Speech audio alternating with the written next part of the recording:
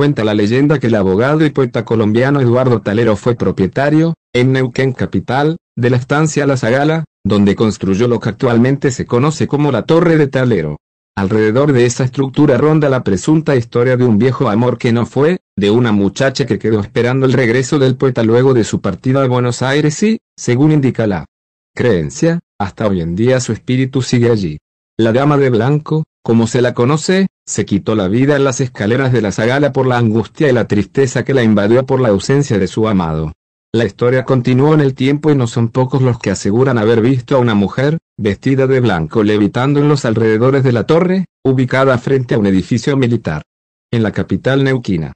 En un principio, soldados conscriptos realizaban guardia en el puesto 4 del cuartel y tenían frente a sus ojos la torre, por lo que quienes cumplían sus servicios allí aseguran haber visto a la dama de blanco.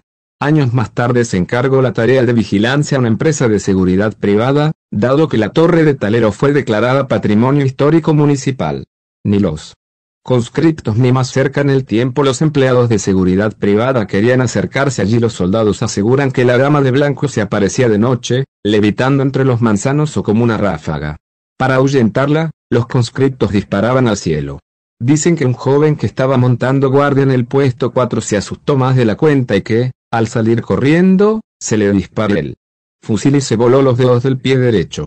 Y, así como los soldados no querían montar guardia en el puesto 4, los vigiladores privados preferían no tener que hacer rondas de noche en la propiedad.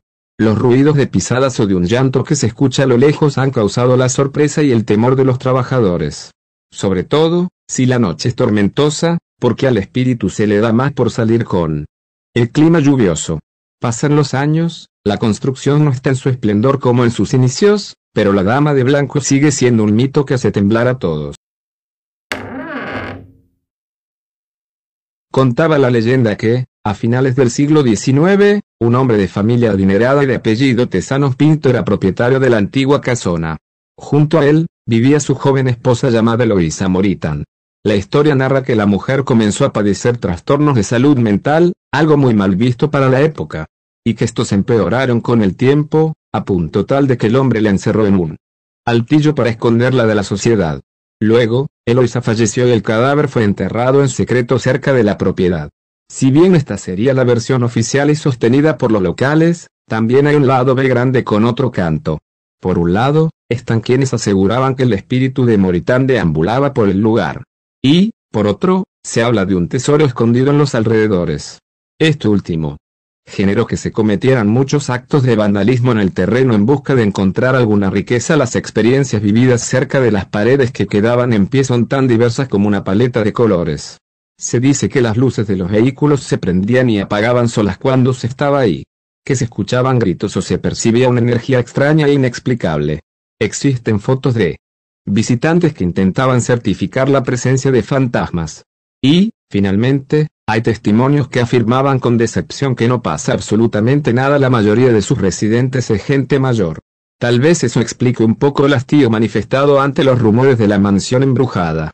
Es que su calma se ve alterada cada vez que escuchan gritos y ruidos de automóviles que circulan durante las madrugadas.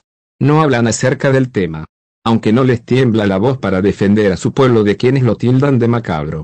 Todo empeoró cuando el caso tomó notoriedad a raíz de un informe emitido hace algunos años en televisión abierta.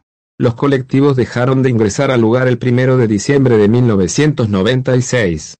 Pero esto cambió a finales de 2017, cuando la línea 24 comenzó a unir a Paraná con la localidad rural.